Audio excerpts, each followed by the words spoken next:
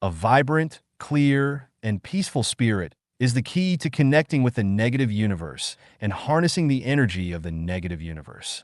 Rectifying the mind. Before one can manage the mind, it must first be rectified. If the mind is not upright, it will breed evil thoughts. The first step to rectify the mind is to read the Bible. Without reading the Bible, things remain unclear. The second step is to read the Buddhist scriptures. Without reading the Buddhist scriptures, the principles are not comprehended. The third step is to read the Quran. Without reading the Quran, sincerity of the heart is hard to achieve. The fourth step is to read the Tao Te Ching. Without reading the scripture, the path remains unclear. The fifth step is to learn science. Without understanding science, everything becomes chaotic. Being humble. Looking back over 5,000 years, there are few who are humble. People cling to their own biases, preconceptions, heresies, delusions, and narrow views, insisting on their own opinions, refusing to admit their mistakes, wasting several lifetimes in vain, and failing the patience of the greatest creator. As the saying goes, there is a way to heaven, but they do not take it. Hell has no door, but they insist on crashing into it, brewing bitter wine to drink. The more filled the heart is, the smaller its capacity. The humbler the heart is, the larger its capacity. It can be said that the universe is as big as your heart, but this heart must be humble. For the sake of an analogy, let's consider the heart as a room. If this room is empty, humble, then it is useful. This room could be a bedroom, a study, an office, a gym, a storage room, a prison, or even a toilet. Depending on the need, it can become any room. But if this room is already filled with all kinds of junk, then this room is almost a junkyard, and it can no longer fit more things, nor can it become a useful room. If you want to make it a useful room, you must move out the unnecessary things inside. No matter how precious or valuable these things are in your eyes, you must decisively clean them up and throw them away, even if the inside has been reinforced with steel and concrete. You must also make an effort to tear it down. The heart is like a room. The more prejudices and preconceptions you have, the less useful your heart is, and the smaller its capacity. Here I give 3 examples. I have a friend in the secular world who is knowledgeable and brave. However, when I bring up the formation of the universe and the origin of life, he immediately asserts, the universe was formed by the Big Bang, life originated in water, and species came about through evolution. He shows impatience to continue the discussion with me, leaving me speechless. For hundreds of years, these prejudices have been accepted by the world, binding the minds of millions of people. Why not use scientific methods and thinking to reason and verify step by step? If the Big Bang could form an orderly universe, why didn't the bombings of Nagasaki and Hiroshima result in 2 more beautiful, orderly, and modern cities, but instead resulted in chaotic ruins? To refute the fallacy that life accidentally formed in water requires a lot of space. So I recommend reading the book Life, How Did It Get Here? By evolution or by creation. This book can be obtained by writing to 25 Columbia Heights, Brooklyn. That life may have been originally breathed by the Creator into a few forms or into one. And Richard Dawkins, a representative figure of the theory that life accidentally originated in water, said in his book The Selfish Gene, this book should be read almost as though it were science fiction. Evolution only occurs within the same species of animals, plants, and microorganisms. One species will not evolve into another. In other words, rabbits will not evolve into horses, snails will not evolve into cattle, peach branches grafted onto willow trees will not grow peaches, and no matter how much monkeys evolve, they will not become humans. As for humans, due to the accumulation of knowledge and rich experience, they have continuously recognized and applied some laws existing in the material world, becoming smarter and more civilized. No matter how much they evolve, they will not grow eyes on the back of their heads or wings on their backs. As long as you have a bit of a scientific mind and follow the gene knowledge continuously explored by scientists led by the United States, you will know that the statement that species evolved is a fallacy. Mao Zedong said, The spread of fallacies misleads people a lot. This is truly a profound statement. I have another friend whose wife, every time I urge this friend to study the Bible, immediately refutes with Marx's doctrine. Religion is the opium of the people. It should not be studied. What else can I say? You avoid the disease and fear the cure, mistaking the well rope for a snake, and even regard the book as a religion. This kind of prejudice is equivalent to closing a door to a beautiful life for yourself. As the saying goes, medicine does not cure the incurable disease. Buddha saves those who are destined. Since you are not destined and not humble, no one can save you. I have a colleague. I once tried to guide him to understand how to have a carefree real life and a beautiful future life. He immediately asserted, as long as a person is kind and diligent, it is enough. I asked what kindness is. He said, helping the weak and poor is kindness. I continued to ask, suppose there is a middle-aged man with elderly parents above and several underage children who are waiting to be fed below. The family is very poor. You help him get 10 kilograms of heroin at a low price. Let him resell it and make a huge profit. From then on, this family has a good life. Is this kind of help called kindness? He thought for a while and said, this kind of help is not called kindness. It helps a family and harms dozens of families. I asked again, didn't you say that helping the weak and poor is kindness? Why do you say that this kind of help is not kindness? He corrected and said, what I mean is that it is kind to help the weak and poor in a proper way. I asked what the proper way is. He said, the proper way is a method that is harmless to society and others. I continued to ask, a poor child, smart and studious, is reading high school. You pity them. Find a way to find a job for this child who is in school, so that his family's economic situation has improved. This kind of help is harmless to society and harmless to others. Is it called kindness? He answered, it is kindness. I said, this child may go to college after graduating from high school, and he has a bright future. You found him a job, solved the urgent need, but ruined his bright future. Can this be called kindness? He thought for a while and said, the best help is not only harmless to society and others, but also considers the overall interests and long-term interests of the help object. But this is complicated. I said, all right, let's not delve too deep. Let's consider the simple. You just said that helping the weak and poor is kindness. So is helping the powerful and wealthy not considered kindness? He decisively said, it's not kindness. And he gave an example. Hitler was powerful. Helping him is evil. Capitalists get rich by exploiting the surplus value of workers. Helping them is not good. I said, during the Warring States period in China, wars were frequent, and people were living in dire straits.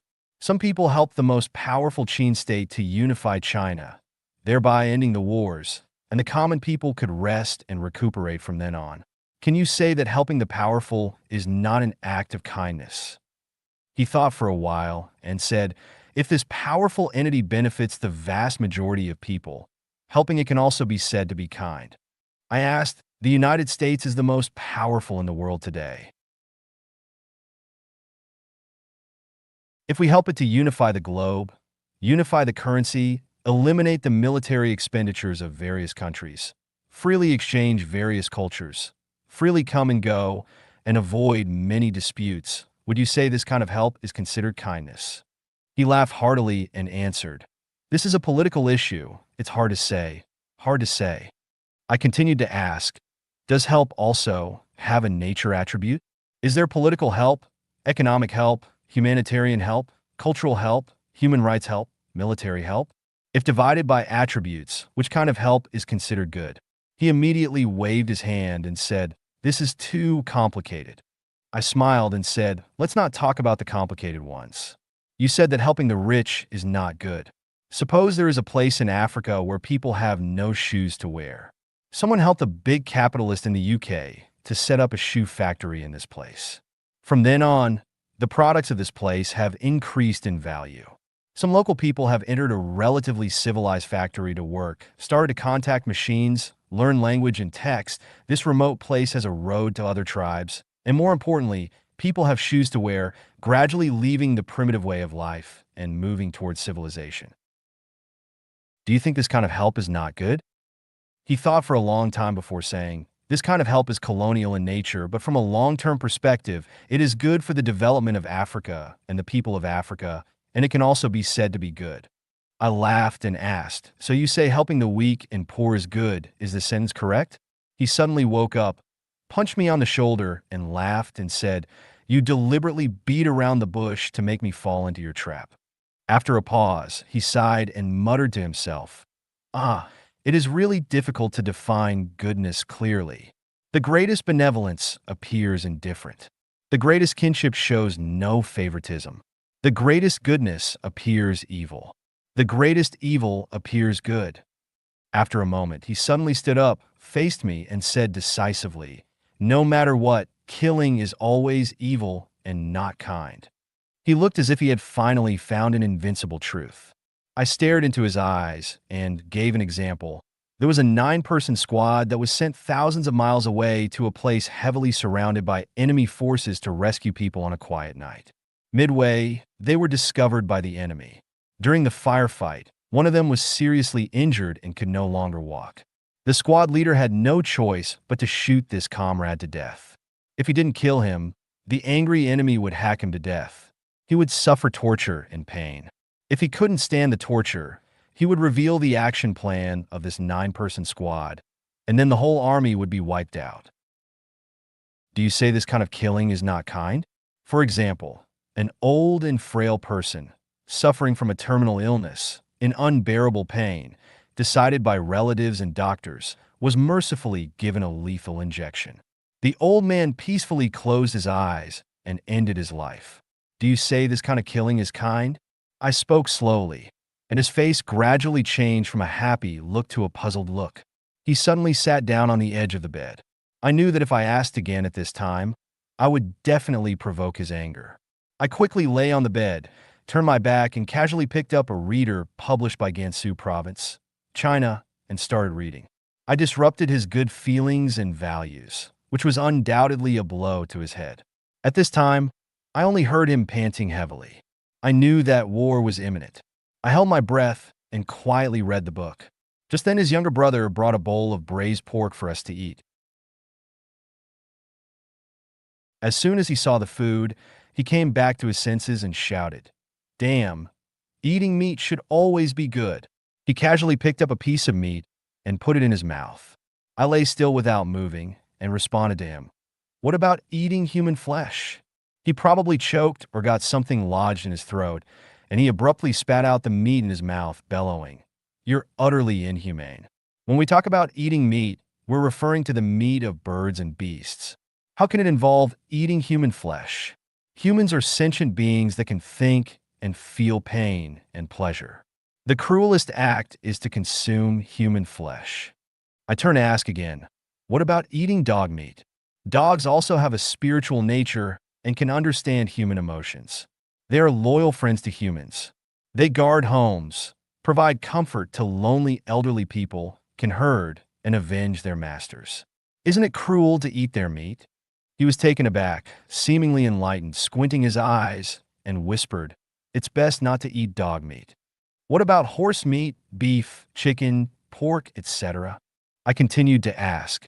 He pondered for a while and answered, "For other animal meats, the slaughterer is cruel, the eater is innocent."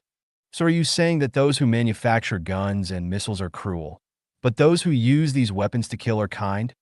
He waved his hand impatiently and said, forget it. I won't argue with you anymore. In any case, kindness and diligence are absolutely correct." I said, "Yes," answered Diligent, "but too naive. Bees are diligent, but too foolish. Gold diggers are diligent, but they destroy vegetation and turn grasslands into deserts. Farmers are diligent, but after a heavy rain, they stand at the edge of the field, crying and shouting, heartbroken." I use the above 3 examples to illustrate that prejudice and preconception are misleading. We must often examine ourselves, do not stick to what we think is correct, be humble, and make it a space that can accommodate thousands of rivers, thousands of mountains, and all things. Only when we are in this state can we gain wisdom.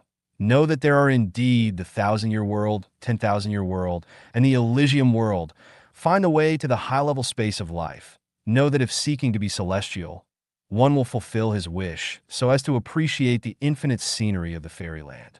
6. Stabilizing the mind. Stability is achieved when the mind remains calm and undisturbed. Once you comprehend the journey of transcending time and space as described in Life of Chanyuan, you should concentrate with an unwavering mind.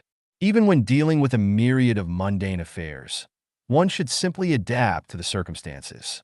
When the wind blows through the sparse bamboo, the bamboo does not retain the sound after the wind has passed. When the wild geese fly over the cold, deep pool, the pool does not retain the shadow of the geese after they have flown past. When events arise, the mind responds. And when events pass, the mind returns to its original state of emptiness. Emotions such as joy, anger, sorrow, happiness, sadness, fear, surprise, and thought do not disturb the mind. Concepts of right and wrong, good and evil, beauty and ugliness, good and bad do not confuse the mind. Temptation, coercion, deception, and fraud do not shake the mind. Success and failure, gain and loss, disaster and blessing, merit and demerit do not unsettle the mind. Benevolence, righteousness, propriety, wisdom, faith, hatred, disease, and death do not bewilder the mind. Sensations of cold and warmth, pain and itch, sour and sweet, bitter and spicy do not bother the mind. Feelings of loneliness, solitude, depression, and worry do not entangle the mind. Entities like gods, monsters, Buddhas, demons, ghosts, and spirits do not bind the mind. Laws, precepts, orders, and contracts do not constrain the mind. Personal identities such as I, you, he, she, ancestors, and descendants do not preoccupy the mind.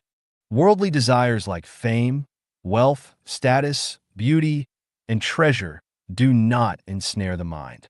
Concepts of reality and illusion, existence and non-existence, clarity and turbidity, purity and impurity do not obstruct the mind. If one can stabilize the mind, one enters a state of meditation. During meditation, one is close to Buddha, can attain supernatural powers, can achieve transformation, and has prepared the Dharma body.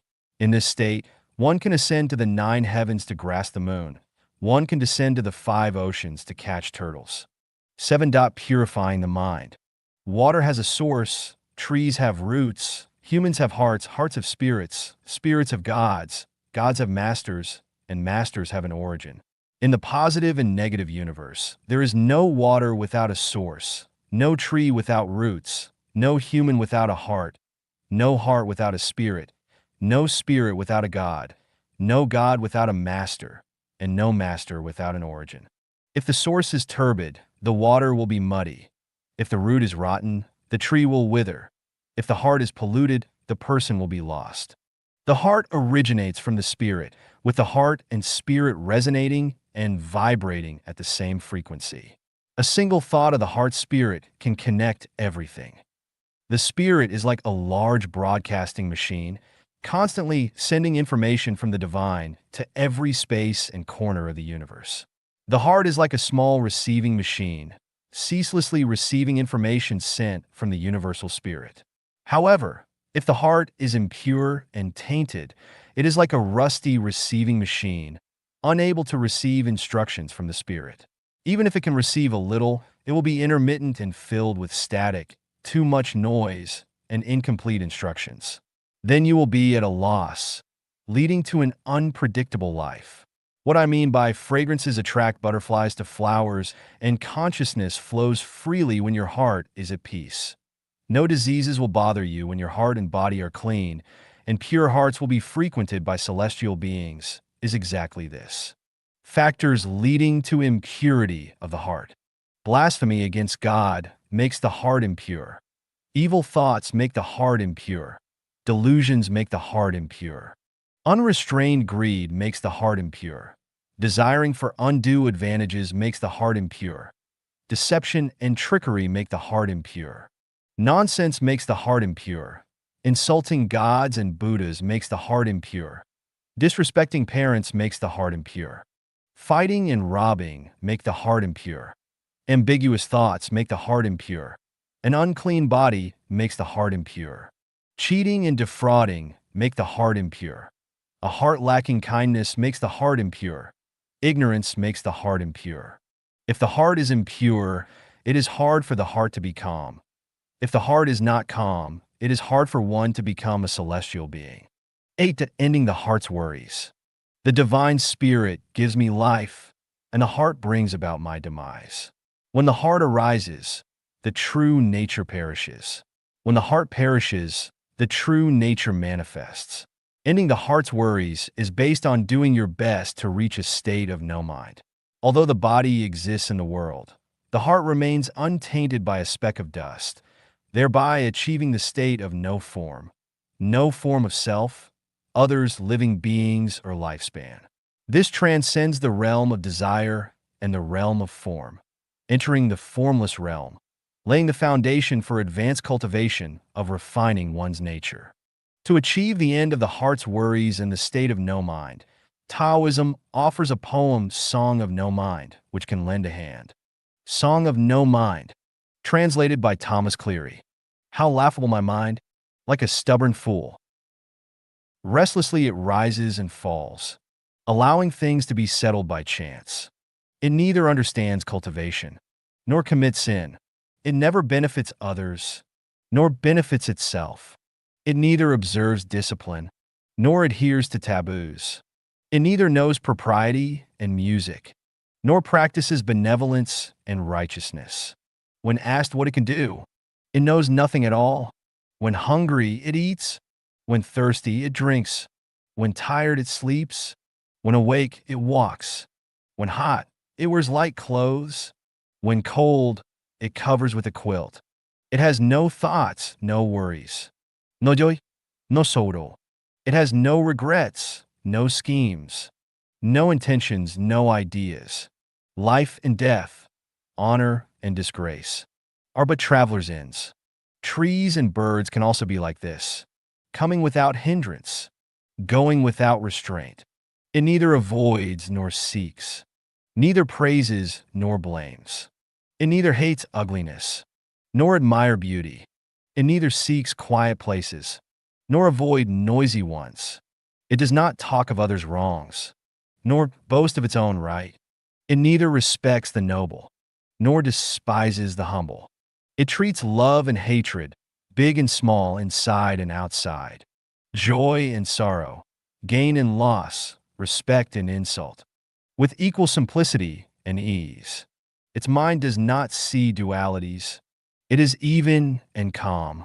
It neither seeks fortune, nor causes misfortune. It responds only when stimulated. It acts only when compelled. It fears no sharp blades, nor dreads tigers and rhinoceroses. It calls things by their names. It does not cling to labels. Its eyes do not follow colors. Its ears do not chase sounds. All that appears is false and illusory. The forms and sounds of men and women are not fixed entities. The mind has no form. It is unstained and unhindered, free and at ease. Nothing can bind it. Its wondrous illumination shines through inside and out, encompassing the six extremes. There is no near or far. Light, yet not light, like the moon in water, difficult to grasp. What can it be compared to? Understanding this subtle function, one transcends beyond. If asked what it adheres to, this is all there is. Advanced self-improvement. Xiefeng. Advanced self-improvement is the practice of those rare individuals in human society who have essentially attained perfect human nature. It is the path of cultivation leading to the 10,000-year world and the Elysium world, Pure Land, and it is not meant for the ordinary masses. Advanced self-improvement involves the realms of gods, celestials, and Buddhas, and delves into the profound mysteries of the universe. A slight misstep could bring disaster to humanity. Therefore, I will only explain it to those who have affinities with celestials and Buddhas. Advanced self-improvement can be summarized in one guiding principle.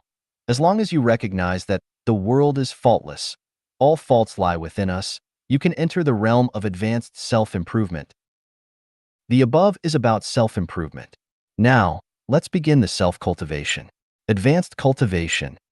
Shuifeng. Translation edited by Qin Yu. Advanced cultivation is the practice that begins after one has attained the status of a celestial being. As long as concepts such as parents, children, family, ethnicity, and nation still exist in your heart, as long as you have not yet experienced all the hardships and tasted all the bitter and sweet experiences of human society, as long as you have not yet read the Bible, the Quran, Buddhist scriptures, and the Tao Te Ching, you cannot engage in this cultivation. At present, there are no such individuals in human society, so I find it unnecessary to elaborate further. The highest realm of cultivation. Xiefeng. November 25, 2023. Translation edited by Qin Yu.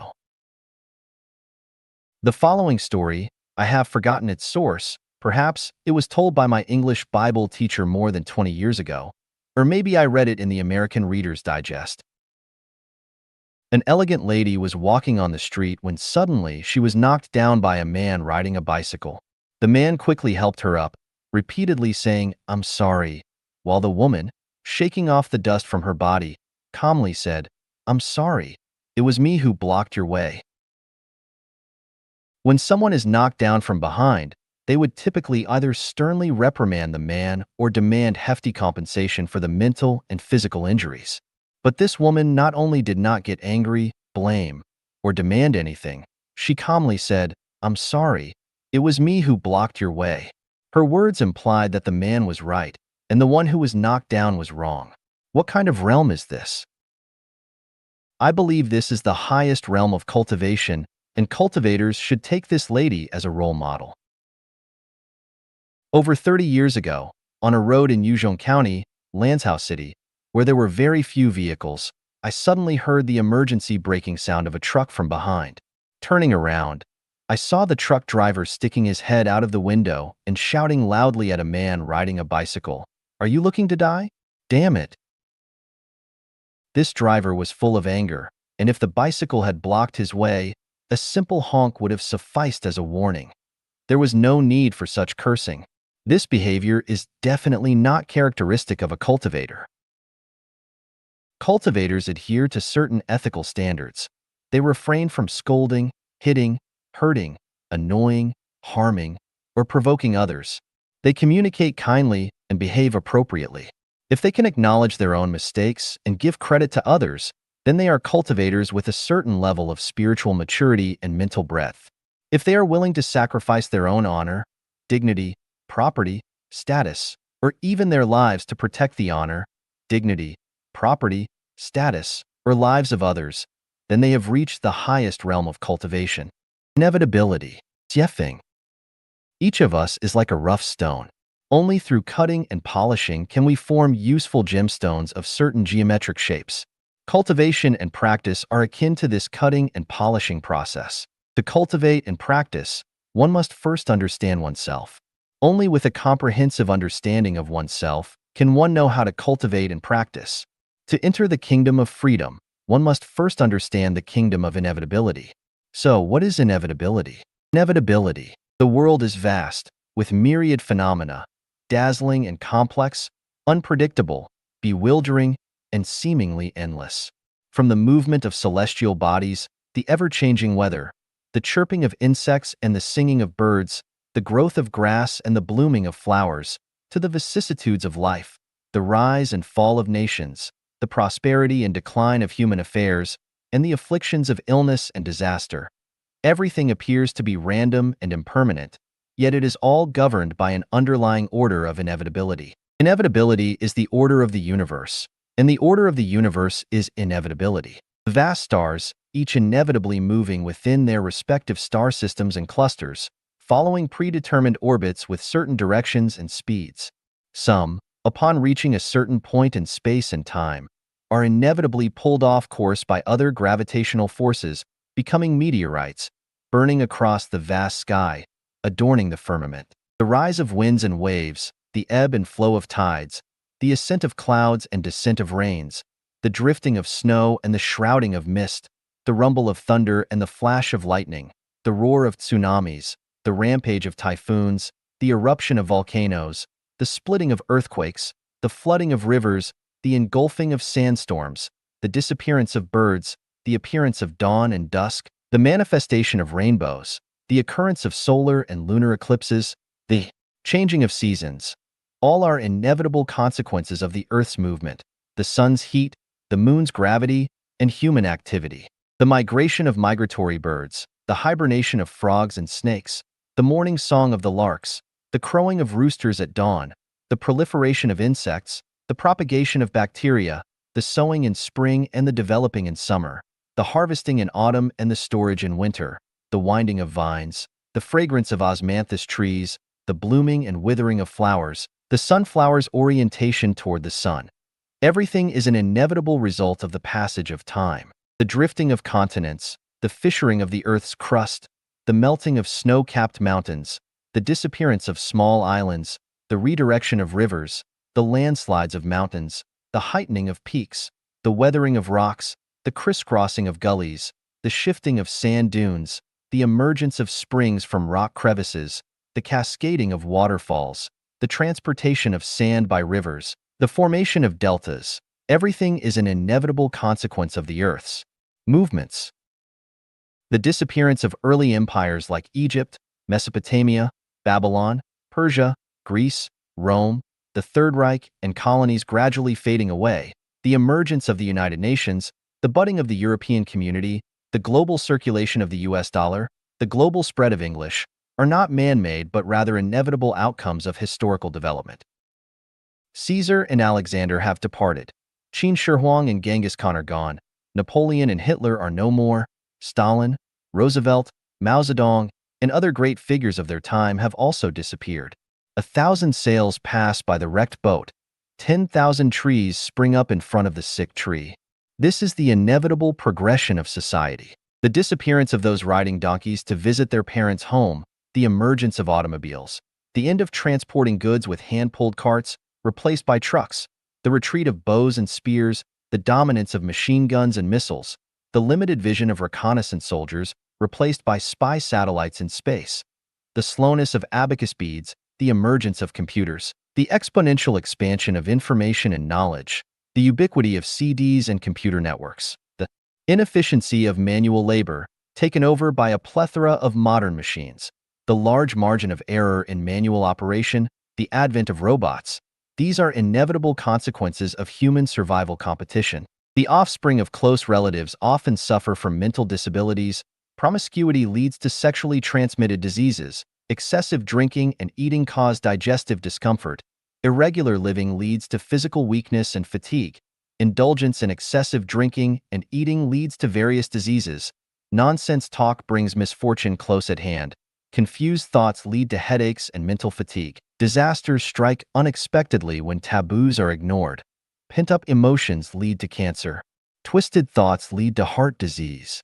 The type of seed sown determines the type of sprout. The kind of flower blossom determines the kind of fruit.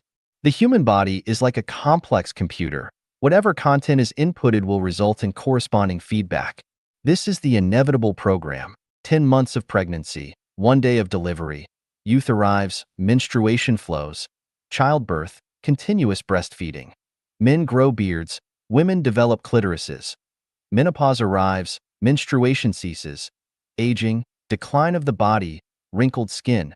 From embryo to infant, from youth to adulthood, from middle age to old age, all are inevitable physiological developments. Wolves do not eat grass, sheep do not eat meat, bats come out at night. Owls sleep during the day, cats catch mice, dogs guard yards, cows plow fields, horses are harnessed, elephants give birth to one, pigs give birth to litters, birds and snakes lay eggs, frogs and fish spawn. Trees do not bear melons, seedlings struggle to bear fruit. This is the inevitability of the ecological balance of nature. The moon wanes inevitably after it waxes full. When it wanes, it inevitably waxes full again. When things flourish, they inevitably decline. When people become strong, they inevitably perish. When there is too much water, it inevitably floods. When fire rages, it inevitably burns. Apples inevitably fall to the ground. Melons inevitably shed their stems when ripe. Those without roots inevitably decay. Bodies inevitably die. The ignorant inevitably become restless. The foolish inevitably make noise. The wise inevitably become saints. The spiritually advanced inevitably become virtuous. Those who attain the Tao inevitably become deity. Those who transcend the mundane inevitably become celestial beings. Everything is inevitable. Dragons give birth to dragons. Phoenixes give birth to phoenixes. The offspring of rats will dig holes. All beings have no choice in their origins. All phenomena in nature are inevitable. So, can humans escape the shackles of inevitability? Let's first look at the many inevitabilities in life. The birth of self, date and time of birth, family and social environment at birth, gender, height, appearance, innate abilities, and ethnicity, congenital diseases, spouses, colleagues, friends, aging, lifespan, date and method of death, dreaming, the gender and number of one's own children, occupation, murder and imprisonment, wealth, fame, and status, turning points and encounters in life, peach blossom luck, eating, drinking, excreting, sleeping, enjoying blessings, suffering hardships, enduring suffering, what path to take, what kind of person to become, prosperity and adversity, destination after death. These 18 aspects are all inevitabilities that individuals cannot control. Let us analyze them one by one. 51 elementary self-improvement practices. Shuifeng. 1 prayer. Wake up with the rising sun. Open the window, clean the room, then sit quietly for 3 minutes. Once you feel refreshed, pray first to Allah, the ancestor of Buddha, the greatest creator. Acknowledge that the greatest creator is the supreme being of the universe. Ask for his forgiveness for your sins, and in your prayer, envision your future and the goals you want to achieve. Express your desires to the greatest creator and ask for his help in fulfilling them. Once the prayer is completed, it signifies that you have sent out a wave of intention to the vast negative universe. The negative universe will mobilize all its energies to provide comprehensive service to ensure a smooth day for you. If something doesn't go well, it indicates that this matter should be postponed or not done at all, so don't be anxious or angry. If you're interested, you can check out the reasons why many people didn't go to work or were late to the World Trade Center on September 11, 2001, and survived the disaster. Most of their reasons were due to seemingly unfortunate delays. Whether things go smoothly or not, as long as you have full confidence in Allah, the ancestor of Buddha, the greatest creator, and follow the path of the life of genuine, everything will have a definite arrangement. 2 greetings. In the morning, greet your parents and inquire if they slept well or have any instructions for you. If your parents are not around, silently bless them with good health. If your parents have passed away, don't forget to pay tribute to them. Care and educate children daily. Ensure that the children wake up on time and go to school or work. See if they have any requests. When the children return in the evening, it's best to listen to their experiences and thoughts over dinner, providing guidance and education through conversation. Tolerance in disputes. When handling conflicts among relatives, friends, or siblings, always speak gently. Avoid harsh words, rough behavior, or saying hurtful things. If faced with unreasonable behavior, be patient. If your interests are infringed upon, yield. Respect and honesty towards superiors. Always be respectful and honest with your boss or superior. Avoid being dismissive or hiding things. Obey their instructions and arrangements, and never criticize or slack off. Whether your superior is a wise leader, a mafia boss, a people's hero, a rogue, kind-hearted, or malicious, powerful or incompetent, as long as they're your superior or boss, you must act accordingly. If you dislike them, leave and find a different work environment. If you dislike them but don't leave, using them while wanting to abandon and undermine them, the sin lies not with them but with you. You'll always be a hypocrite and conspirator. There is no undeserved fortune or calamity. Hypocrites and conspirators with improper mindsets will face endless troubles. Farewells and welcoming. Whenever you leave the house, if there are family members at home, always say goodbye. If you are home and family members return, get up to greet them and inquire about their well-being. Harmony in the family is reflected in these daily small acts. Coexisting with your wife. The most important person in life is your wife, and she is also the hardest to deal with. If fortunate to marry a knowledgeable, reasonable, gentle, and virtuous wife, your life is half successful. If unfortunate to marry an unreasonable, slovenly, selfish, uneducated, lazy, and vain wife, life is half failed. If this misfortune befalls you, what should you do? First, accept this reality calmly and embrace the hardship. Understanding the cause and effect relationship, you will know why, among so many good women, you ended up with this person. Karma will be repaid. To have a better next life, willingly endure the hardships of this life.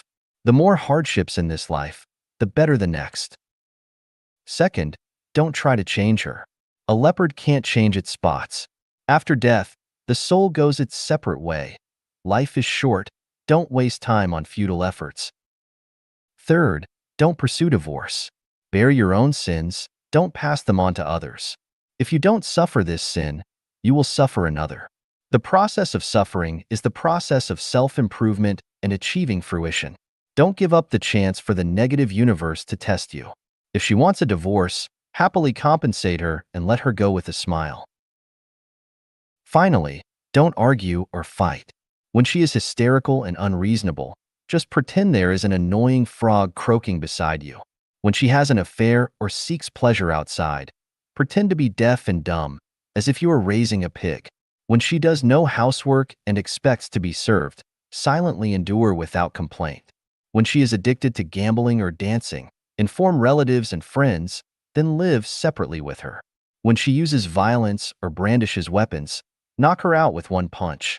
When she seeks death, whether by electrocution, drowning, hanging, or poison, pretend not to know and walk away.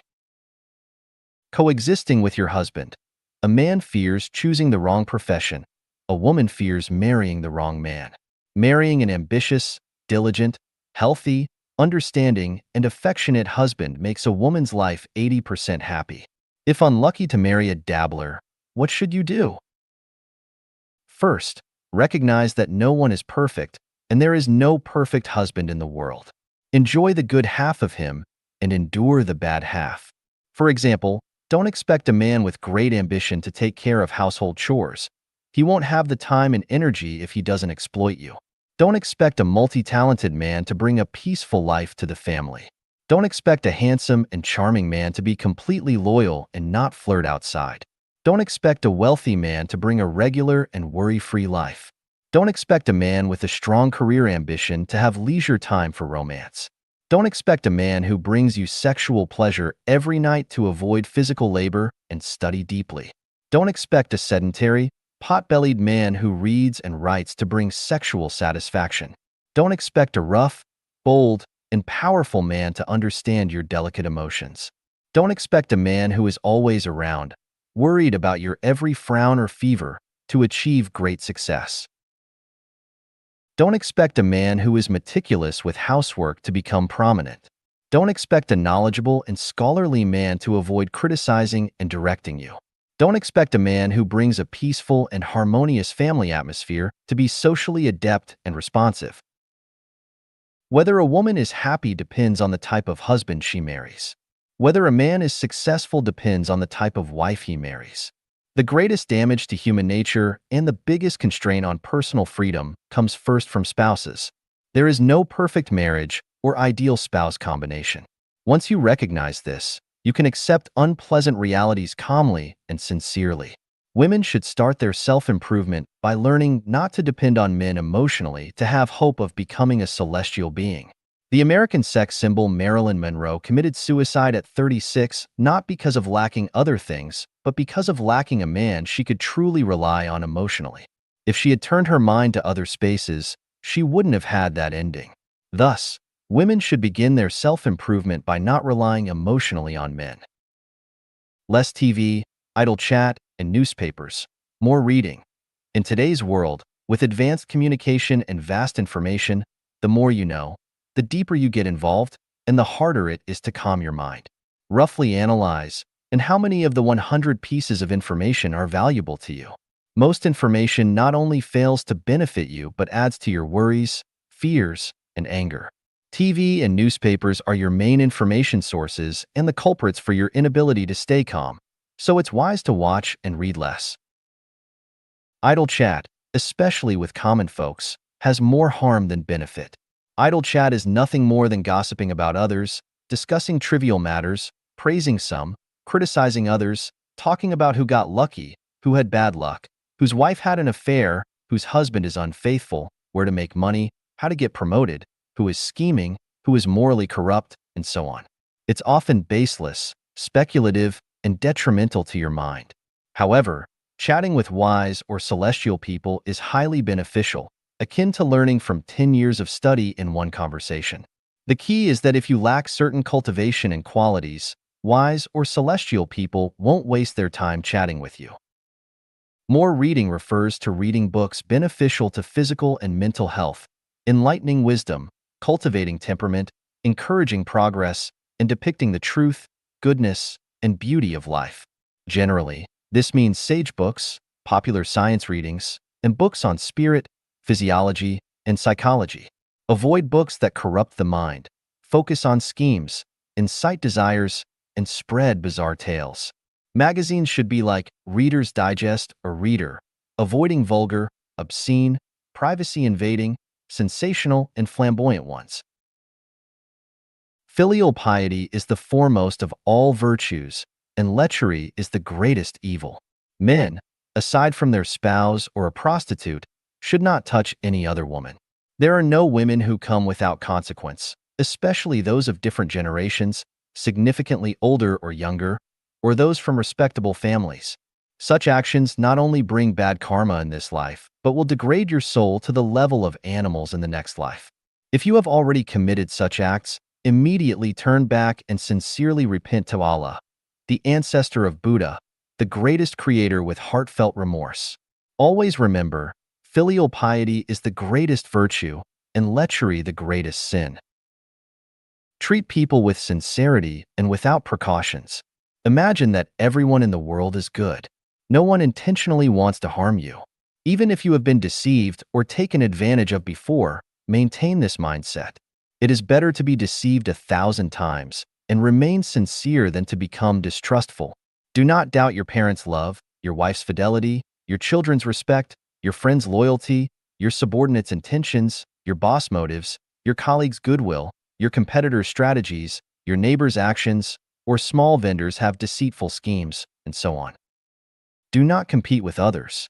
In public places, if there is a misunderstanding or conflict, regardless of who is right, always apologize first, be courteous, and do not argue. Take the blame upon yourself and concede the reason to others.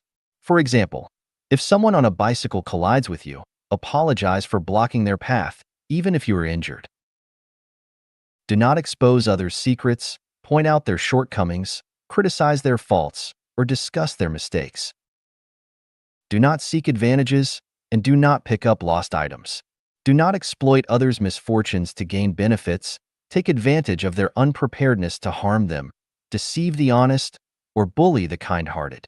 Do not opportunistically steal or fish in troubled waters. Do not buy items that are much more valuable than their price. Do not touch what does not belong to you. And do not pick up valuables found on the road. Seek a home that is well lit, well ventilated, clean, and tidy. Do not aspire for luxury or flaunt wealth.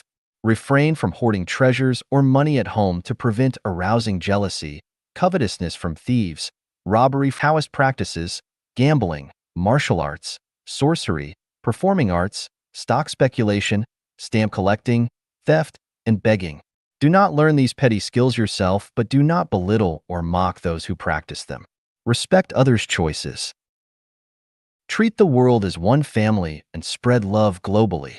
Do not discriminate against any ethnicity, and do not let race, skin color, history, social systems, or economic status dictate your attitude.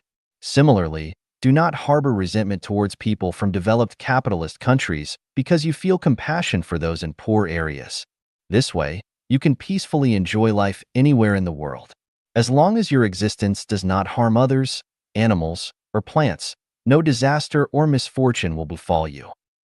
Treat everyone equally. Do not harm the disabled, the poor, or those who are widowed and lonely. Do not treat people differently based on their status or wealth. Do not participate in any form of subversive conspiracy. Be open, honest, and unselfish in all matters, and do not harbor deceitful intentions. Do not engage in or promote any form of superstition. Do not believe in, create, spread, or propagate rumors. Do not withhold wages or benefits from subordinates or servants, and do not obstruct others' career advancements. Do not be jealous of others, and do not curse your rivals or enemies. Keep promises and be punctual. If an unavoidable situation causes a delay, promptly notify the other party and apologize for the inconvenience. Be realistic in all matters. Do not exaggerate, understate, or lie. 26. Dress, behave, and conduct yourself in a manner consistent with common people. 27. Do not be picky about food, do not be extravagant, and do not waste. 28. Avoid places of conflict and disputes, and do not inquire about bizarre or abnormal matters. 29. Return borrowed items promptly. Compensate for any damage and repay borrowed money with interest. 30. Avoid cunning words, obscene language, and vulgar behavior. 31. Mind your own business and do not meddle in others' affairs. Do not offer help if someone does not ask for it.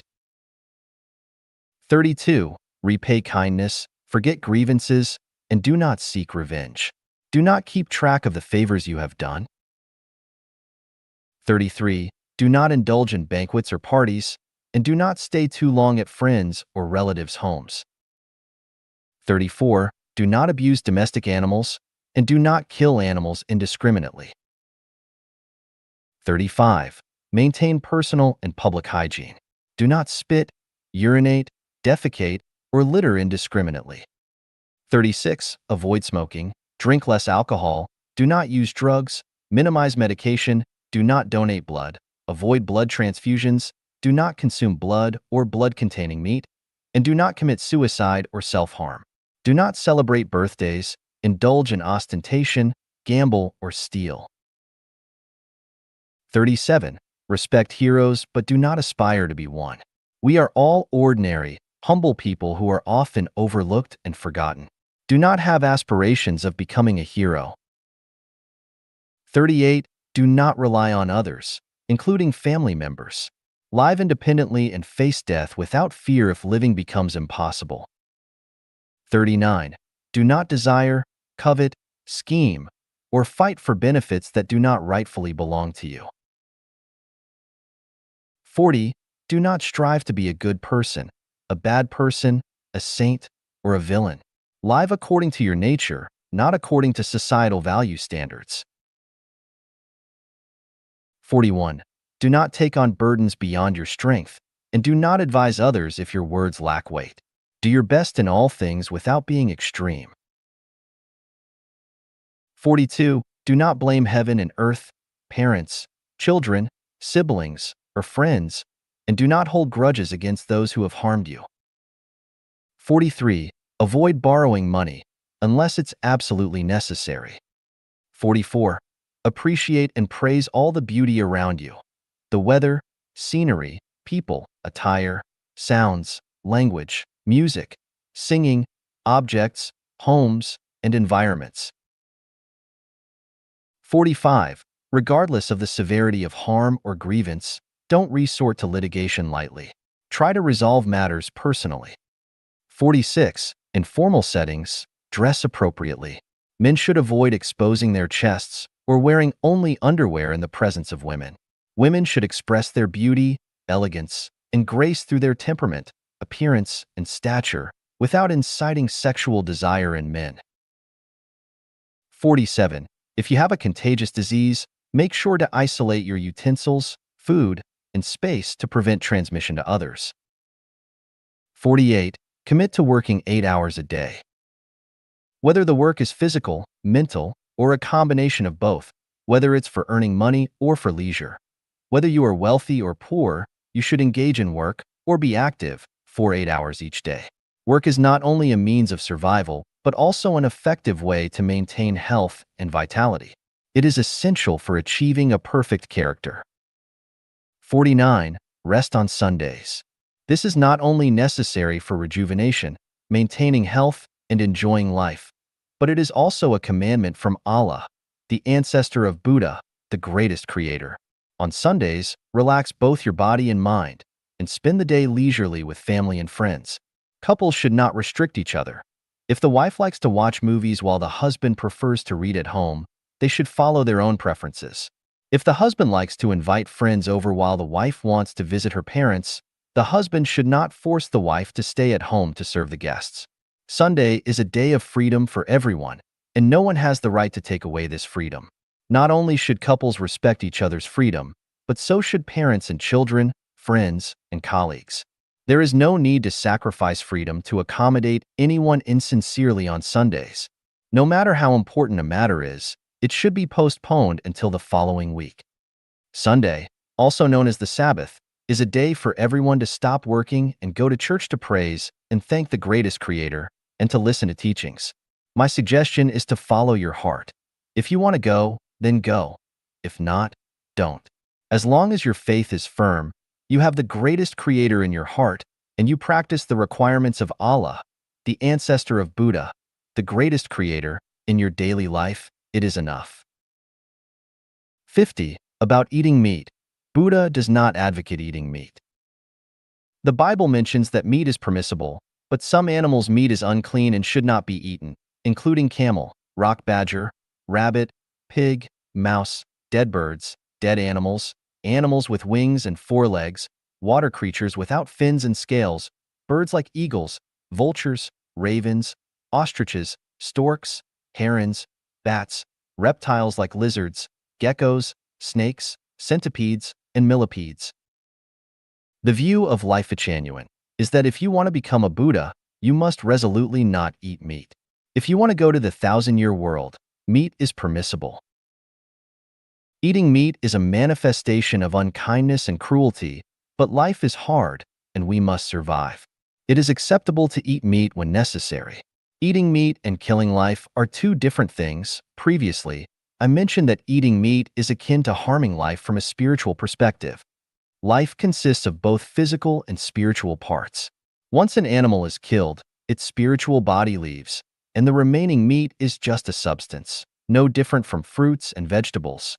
The difference is that eating vegetables, fruits, and soy products makes people kind, peaceful, and calm, while eating meat can make people violent, selfish, and cruel. Observe the people around you, and you will find a significant difference in character between those who often eat vegetarian food and those who eat meat regularly. The reason is that all meat contains toxins. While the meat itself is not toxic, the resentment animals feel when slaughtered causes structural changes in their bodies, similar to how human bodies change when angry. Eating their meat will inevitably lead to poisoning. Although this poison is hard to observe clearly, eating too much will gradually erode one's spirituality, making people more animalistic unconsciously over time. Muslims recite prayers before slaughtering animals to persuade the animal not to harbor resentment and to comfort its soul. The essence of this practice is to remove the poison. Regarding whether animal meat has toxins, interested scientists should conduct molecular structure analysis. The molecular structures of meat from animals that died of old age, accidents, prayers before slaughter, and forced slaughter are different. The toxicity of anything lies in its molecular structure, not its appearance. Everything has a spirit. When your body is weak and your physical exertion is high and food is scarce, do not be afraid to eat meat, and do not feel guilty because Allah, the ancestor of Buddha, the greatest creator, permits it. But when you are strong, with little physical exertion and abundant food, eat less meat or none at all. Extend your compassion and love to poultry, livestock, wild birds, animals, insects, plants, mountains, rivers, and even stars, the sun, and the moon. Integrate yourself with nature and the universe. 51. Be grateful. We live in a wonderful universe, constantly bathed in the care and attention of Allah, the ancestor of Buddha, the greatest creator, so we should always be grateful. For 3 meals a day, whether it is a feast or simple food, as long as it fills your stomach, be grateful. When we safely finish a busy day and have a place to sleep sheltered from the wind and rain, be grateful. When our parents are alive and still care for us, and our children are healthy and lively, be grateful. When we look in the mirror and see symmetrical features and a healthy body, be grateful.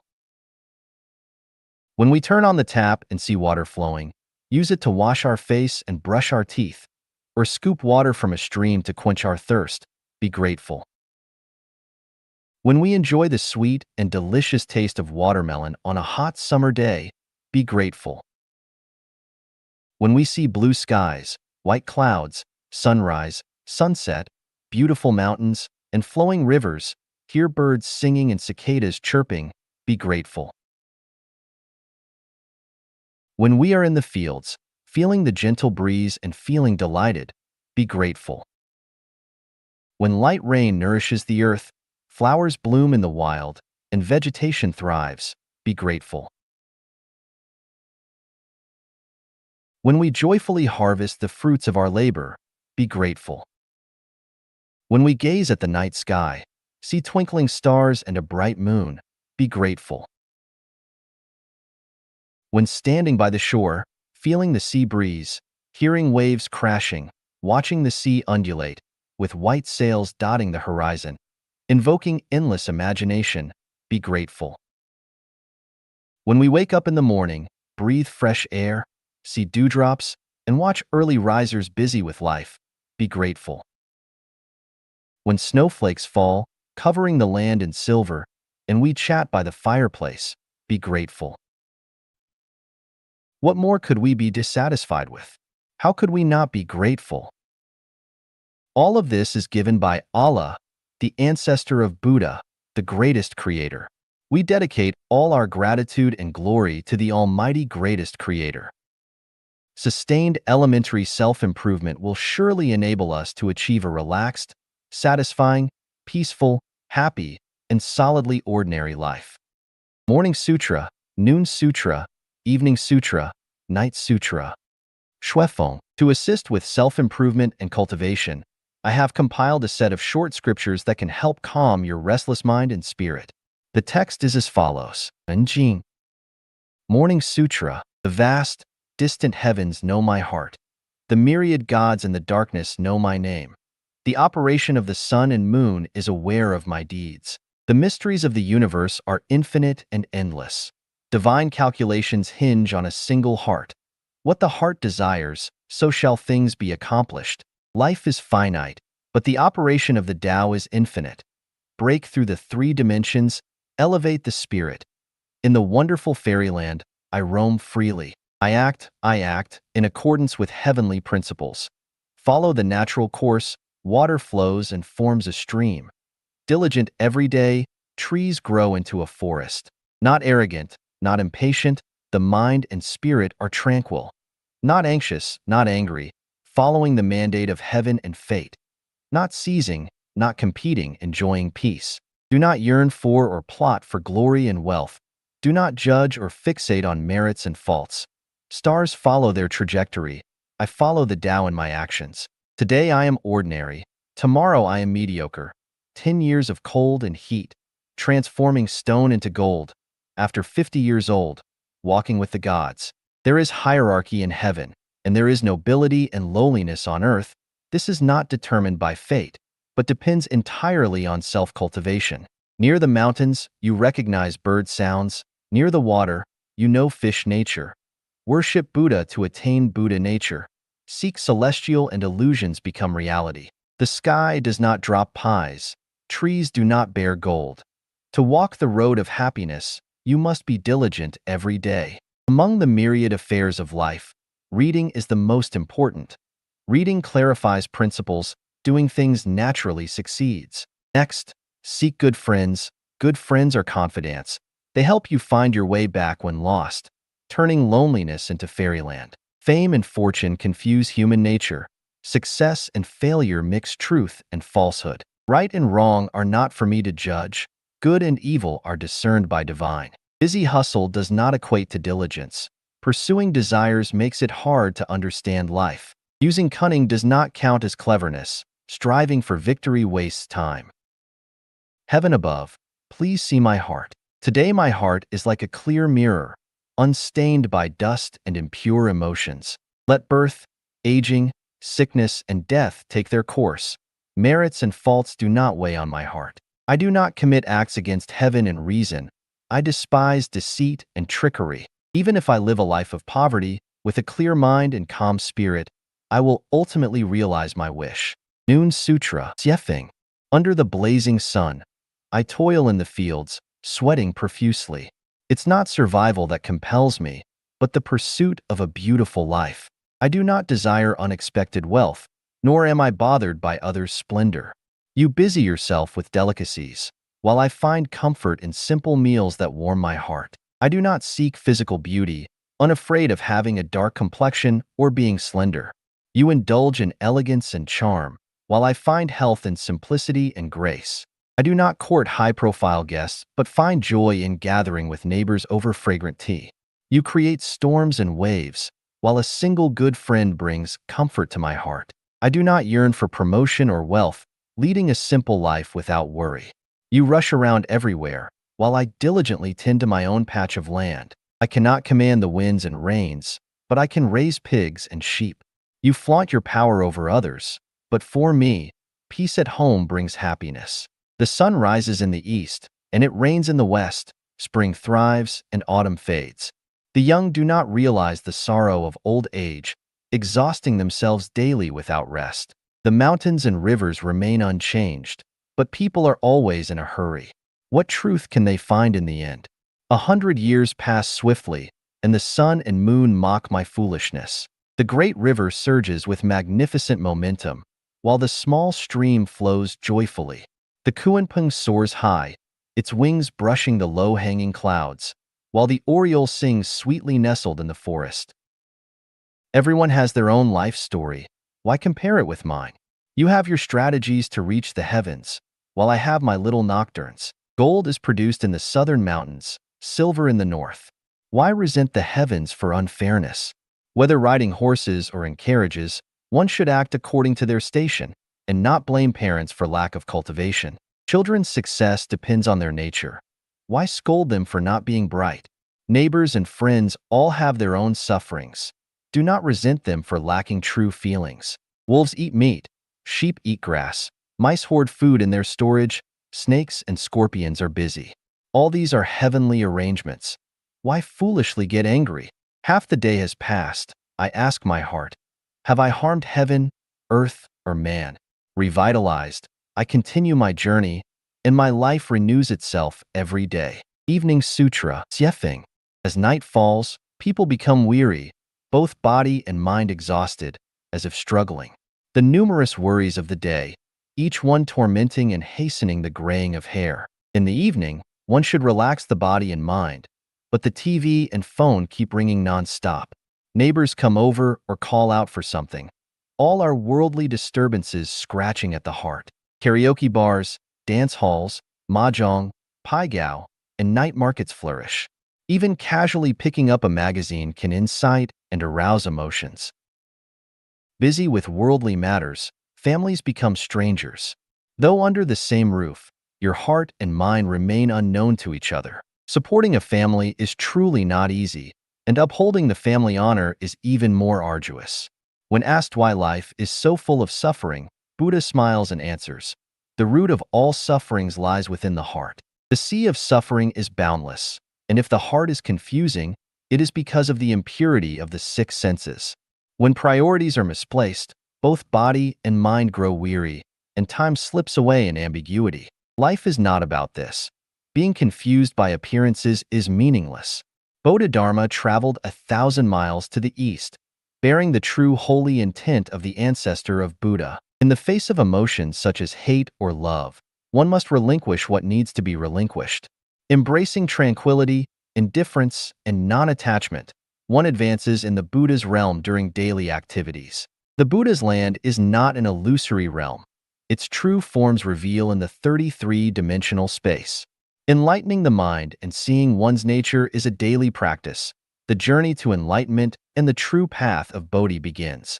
The supreme ruler of the universe, the greatest creator, is the same as the ancestor of Buddha and Allah. The Bible, Buddhist scriptures, and the Quran all lead to the same ultimate truth. Faith is not an empty feeling. It's like a lamp in the night. With devoted cultivation and sincere seeking, salvation comes when you least expect it. The great form has no shape. Great talent takes time to develop. Sowing a seed in spring, reaping in autumn. Great wisdom seems foolish. Its voice is rare. The supreme Tao is hidden without a name. A 9-story tower starts from a pile of earth. A journey of 1,000 miles begins with a single step. A towering tree grows from tiny sprouts. Trickling streams become rivers. Every thought, every idea, every action, every small influence has an effect. Every second, every minute, every moment, each moment is golden. A slight deviation can lead to a great error. Light a heart lamp and you won't be lost. A clear mind and quiet heart lead to the path of heaven. A chaotic mind and restless heart lead to the gates of hell. Buddha's compassion guides the way, transforming me from within. Suddenly, the dark alley opens into a bright village, and now, I start anew, step by step. Night Sutra, Xiefeng. In the stillness of the deep night, the birds are silent. The stars twinkle and the moon shines brightly. Occasionally, dogs bark and cuckoos cry. This is the time to ponder profound truths. The countless stars have their own orbits. The moon waxes and wanes on schedule. Rivers surge along their courses. The rooster crows at dawn as expected. Flowers bloom and wither in their seasons. The rolling dust of the mortal world leaves traces. Changes in the world follow the flow of circumstances. Winds rise and waves surge with cause. The 5 elements mutually generate and overcome each other. Great prosperity cannot last long. It has its limits. Comets come and go, as do geese.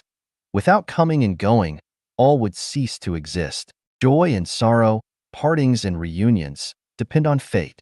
Misfortune and poverty have their origins. Collapsing walls, falling houses, and car accidents are not mere bad luck. Illness and disaster come from my own wrongdoings. When things go wrong and wishes are unfulfilled, do not blame heaven or people. The vast world is fair. A beautiful life depends on cultivation. You reap what you sow. Harm heaven and reason, and your life will be in vain. If jealousy becomes a habit and you seek revenge, how can you find peace and happiness? If you still desire an umbrella after getting a raincoat, how can you be saved from your overwhelming greed? If you lack faith and guidance, how can the gods grant wisdom? Always competing and comparing, you bring unrest to the whole family. An uneasy heart leads to an unclear path. Even if you live to 100, you remain a confused soul. Selfishness turns you into a worldly person, with all your efforts amounting to nothing. A simple life, an ordinary person, a plain living, and a calm heart all start from simplicity. Simplicity and plainness are the true essence. Life has 18 ranks, from ignorant and worldly to mortal, sages, and saints. The universe is divided into 36 dimensions, with spiritual light connecting them all. The physical body has life and death, but the spiritual body is eternal. Heaven and earth are closely linked, and so are the human world and hell. Ascending to heaven or descending to hell is determined by me, based on my spiritual nature. This nature is composed of material nature, animal nature, human nature, and Buddha nature. By elevating spiritual nature, one becomes a celestial being, entering the wonderful fairyland. This way, one escapes the sufferings of human life, reaching the other shore and manifesting divine powers. Transcending the realms of desire, form, and formlessness, liberation is not confined within the five elements. Reciting scriptures daily without interruption, with the aid of gods and Buddhas, I soar through the nine heavens. 181 Guidelines for Buddhist Practice, Part 1. Author unknown. Translation edited by Qin Yu. I put these 181 pieces of wisdom from Buddhist into the self-improvement section of the chapter of self-improvement and self-cultivation to express gratitude to the anonymous author for his supreme merit of compiling them. The reason for suffering lies in the pursuit of the wrong things. Rather than blaming others for your suffering, it is better to acknowledge your own lack of cultivation. If you don't trouble yourself, others will never be able to trouble you. Your own inner self is the obstacle. Focus on disciplining yourself rather than trying to control others. Not forgiving others and not being lenient causes suffering for yourself. Instead of being dissatisfied with others, you should reflect on yourself. Dissatisfaction with others causes suffering to yourself. All evil deeds are illusions. Do not belittle yourself. All good deeds are also illusions. Do not be arrogant. Those lacking in blessings often hear gossip and complaints. Those with sufficient blessings rarely hear such things. Cultivation requires constant, gradual effort. One cannot achieve enlightenment through favorable conditions alone. Always be grateful to those who bring you adversity. Accept your fate at all times because you are human. Always forgive others, no matter how bad they are or how much they have hurt you. Only by letting go can you find true happiness. Learning Buddhism is a matter of conscience, not for others to see. When you are happy, remember that this happiness is not eternal. When you are in pain, remember that this pain is also not eternal. To change others, you must first understand, subdue, and change yourself. Today's attachment will lead to tomorrow's regret. You can have love, but do not be attached to it, as separation is inevitable. Do not waste your life on things you will inevitably regret. Whenever you let go, you will be free of trouble. True asceticism is achieved when the mind is free of distinctions. The first principle of learning Buddhism is to never focus on others' faults. By focusing on others' faults, you only pollute yourself and hinder your own practice. If you notice others' mistakes and grievances every day, you should quickly repent. This is practice. Those with deep karmic obstacles spend their days focusing on others' faults and flaws. True practitioners never focus on others' mistakes and defects. Every wound is a form of maturation. It is not pitiable to be confused. It is most pitiable to be unaware of your own confusion. Arrogant people can be saved, but those who are self-deprecating cannot. Do not pity others too much. Pity yourself more. How much do you understand life despite your practice? The world is inherently full of suffering, with no exceptions. When you are troubled, remind yourself that everything is an illusion. What are you troubled about? Before learning Buddhism, nothing seems right. After learning Buddhism, everything seems to fall into place. Tolerate those with differing opinions. It makes life easier. If you constantly try to change them, you will suffer. Learn to endure and accept them.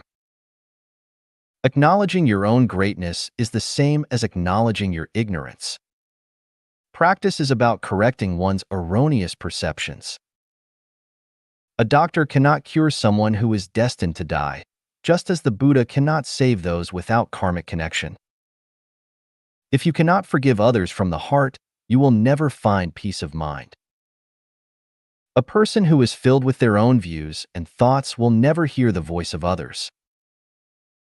Destroying a person can be done with a single word, but nurturing a person requires 1,000 words. Please be gentle with your words. When advising others, if you disregard their self-esteem, even the best advice will be ineffective. Do not mix arrogance with your wisdom. Do not let your humility lack wisdom. There is no need to turn back to see who is cursing you. If a mad dog bites you, are you going to stoop down and bite it back? Envying others does not bring any benefit to yourself, nor does it diminish others' achievements. Never waste a single moment thinking about people you dislike. Many people, when leaving this world, utter the same lament. How helpless and desolate this world is. Falling in love is not a charity that can be given away casually. Emotions have no formulas, no principles, and no logic to follow. Yet, people persist and pursue it until their last breath. Speak your dissatisfaction and grievances with compassion and a gentle attitude, making it easier for others to accept. Those who create opportunities are brave. Those who wait for opportunities are foolish. Being able to speak but not act is not true wisdom. Pay more attention to how others speak and refrain from rushing to express your own views. Why fill a bottle with poison when it can hold something beneficial? Similarly, why let your mind be filled with troubles when it can be filled with positivity? What we cannot obtain always seems beautiful, but once we deeply understand it, we often find it is not as wonderful as we imagined.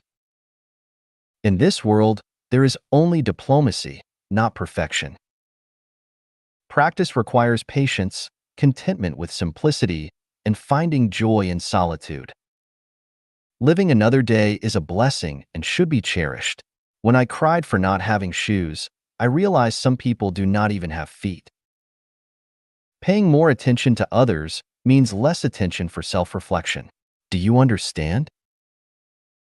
Don't always keep your eyes so wide open.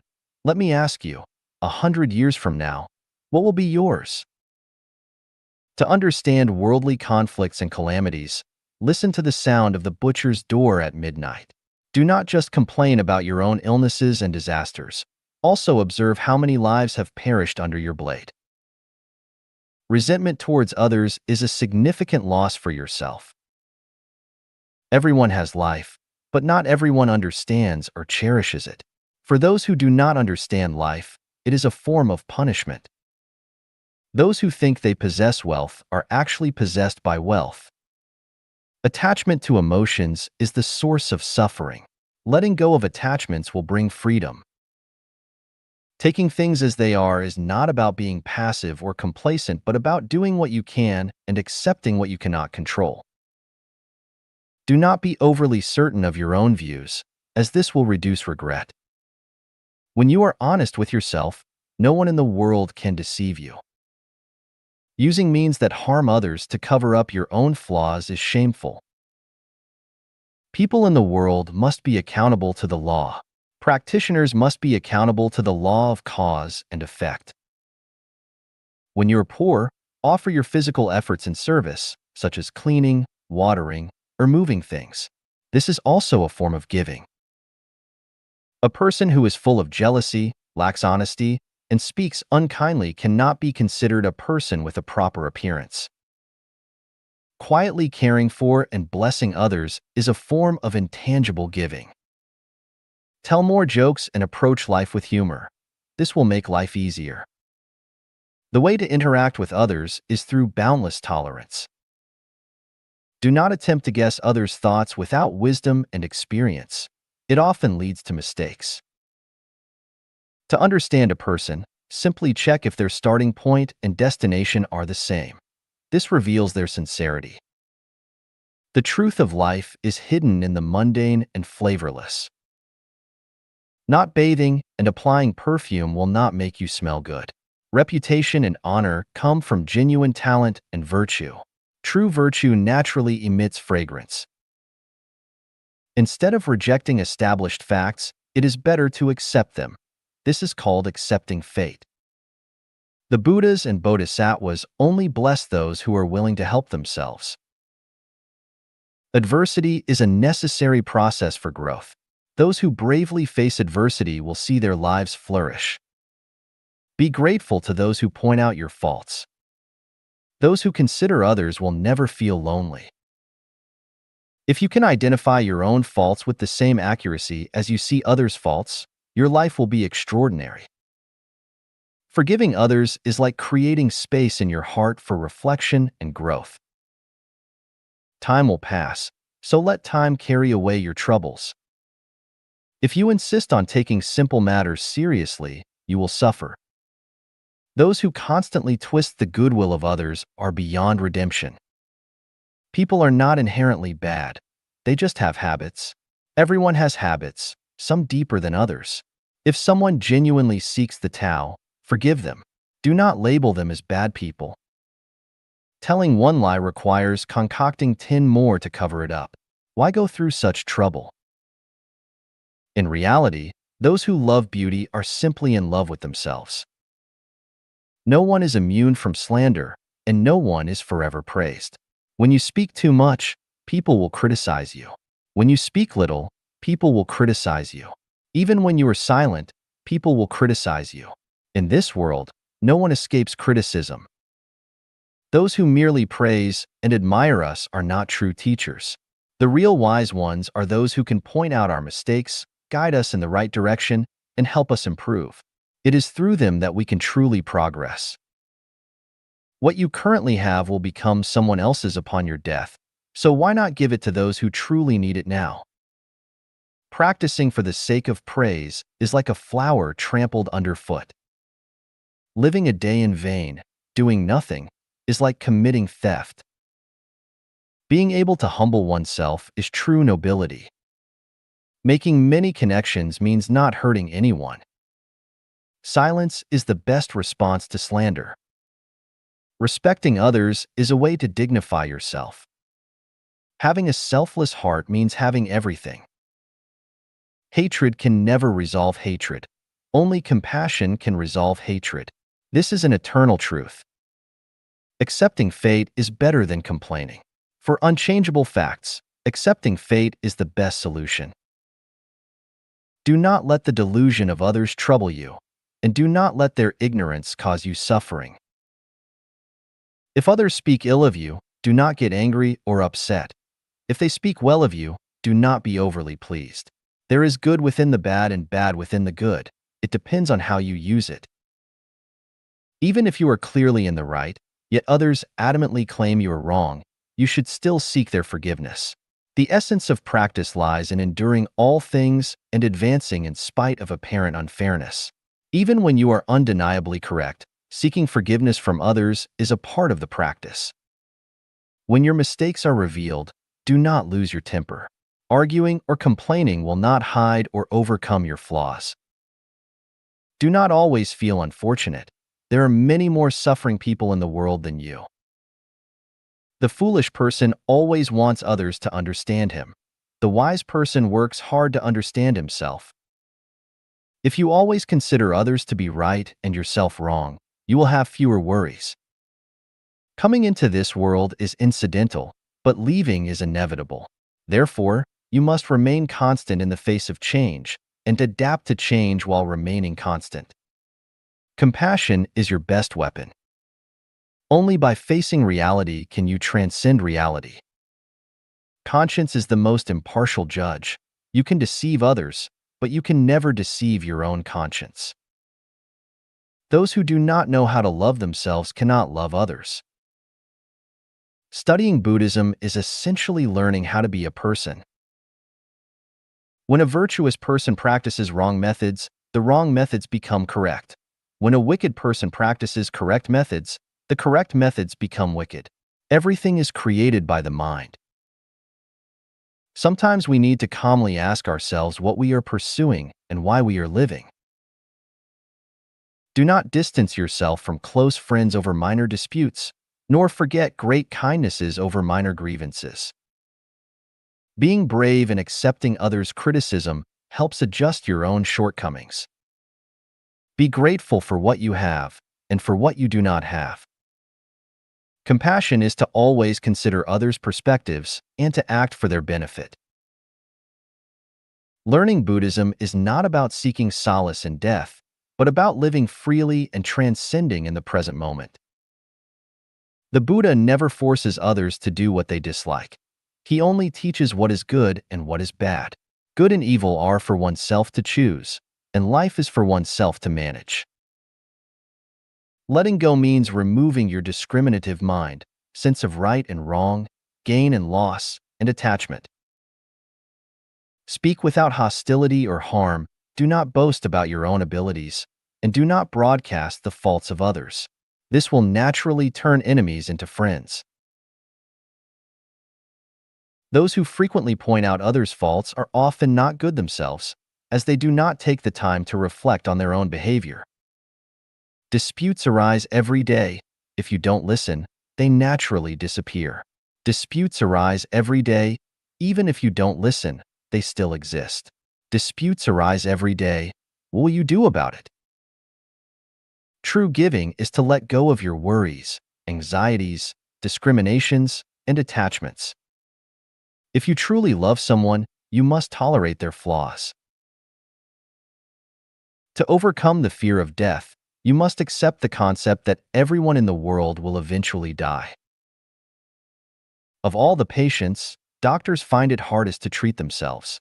Of all sentient beings, those who are self-righteous are the hardest to save. A donkey will never become a fine horse, no matter how good the grass it eats. Similarly, practicing with attachment and discrimination, no matter how diligent, will not lead to enlightenment. Those who understand the eternal truth will not grieve over birth and death, as these are inevitable. Even though you may dislike someone, if you can still recognize their strengths and virtues, such a person with such cultivation is truly rare in this world. If you can let everything be as it is, you are truly free in this world. Always tell yourself, I am the happiest person because I have encountered the Dharma. There is no other happiness besides this. If you can repeat, I do not need to worry about this small matter 21 times each day, you will find an incredible strength within yourself. Try it. It is very effective. Face your inner conflicts and stains honestly, and do not deceive yourself. Cause and effect have never owed us anything, so do not complain. We indeed have virtues, but it is also necessary to keep some of them hidden. This is called self-restraint. Do not engage in idle chatter when there is nothing to do, as disputes often arise from idle talk. Most people spend their lives doing three things: deceiving themselves, deceiving others, and being deceived by others. Those who overly admire themselves will not appreciate others' virtues. Living for others' applause indicates a person who cannot withstand challenges. The heart is the greatest deceiver. Others can deceive you temporarily, but it will deceive you for a lifetime. Bad children cause more worry for their parents. Therefore, for beings with deep karmic debts, we should extend more forgiveness and compassion, rather than abandoning or distancing ourselves from them. As long as you are consciously at peace, all directions, east, west, south, north, are good. If there is one person not yet enlightened, do not escape yourself. Live life with an ordinary mind, treat people and handle affairs with a sense of shame, and align the Buddha's heart with a Bodhi mind. When you cling to something, you only hold on to that. If you are willing to let go, you have the opportunity to choose something else. If the mind is stubbornly fixed on its own views and unwilling to let go, then its wisdom will only reach a certain level. If others fear you, it is not a blessing. If others harm you, it is not an insult. It's not someone else that bothers me, but I bother myself with someone else's words and actions. Do not deliberately misinterpret others' goodwill. You should think in positive terms. It is natural for things in the world to not go as you wish. My wealth does not come from having a lot, but from requiring very little. Eating means you must eventually excrete. A person must learn to let go of attachments, or else face constipation. Those who often think others are paying attention to them or hope for others' attention tend to live with more troubles. I can cook for you, but I cannot eat for you. Each person eats their own food and faces their own life and death. It's easy to belittle others, but it's difficult to find balance within oneself. Humanity's greatest error lies in not daring to assume the heart of a saint. You just live your, and do not need to mind others' distortions and right or wrong. If you are preparing to get married, here is a very important philosophical saying for you. You must tolerate your partner's shortcomings. There is no absolutely happy and perfect marriage. Happiness comes from infinite tolerance and mutual respect. If you can safely get through a day, that is a kind of blessing. How many people today will not see tomorrow's sun? How many people today have become disabled? How many people today have lost their freedom? How many people today have lost their families? Right and wrong, gain and loss, can only be judged at the end. You don't have to argue with cause and effect. Cause and effect never mislead people. You don't have to argue with fate. Fate is the fairest judge. You have your view of life, I have mine. I won't interfere with you. As long as I can, I will influence you. If I can't, then I will accept my fate. If you wish to grasp eternity, you must control the present. Never let harsh words come from your mouth, no matter how bad or evil someone is. The more you curse them, the more you pollute your own heart. You should regard them as your wise teacher. Tomorrow, when you start your day, if someone argues with you, let them win. Winning or losing is just a matter of perspective. When you let the other person win, you do not lose anything. What does winning actually bring? What does losing actually cost you? Most of our lives are wasted on grappling with words and language. Do not often feel that you are being wronged. Instead, think that their treatment of you is already quite good. This is the essence of cultivation. Others may violate cause and effect, harm us, hit us, or slander us. However, we must not harbor hatred towards them. Why? We must maintain our original nature and a pure heart. When interacting with anyone, always ask yourself, what can I do that is useful to them, to benefit them? If I cannot benefit others with my personal morality, knowledge, and practice, it's as if I owe a debt. Becoming a monk is a lifelong commitment, while practicing Buddhism spans multiple lives and calamities. Believing in Buddha, learning from Buddha, is not for oneself, but for all sentient beings in the sea of suffering. Buddha does not save those without a karmic connection. Those who cannot be saved, we regard them as bodhisattvas. If a person does not feel suffering, it is not easy for him to sympathize with others. If you want to learn the spirit of saving others from suffering and difficulty, you must first suffer. When ordinary people endure in situations where the other party has more power, wealth, or strength, and they have no choice but to tolerate it, what kind of endurance is that? True endurance is when, even if someone bullies you or wrongs you, and they are in no way superior to you, and you have the strength to retaliate, you still choose to tolerate them. You understand that their nature is the same as yours, and they are merely confused for a moment or influenced by a harsh environment. There is no need to hold grudges against them. Being able to endure under such circumstances and with such a mindset is the true meaning of endurance.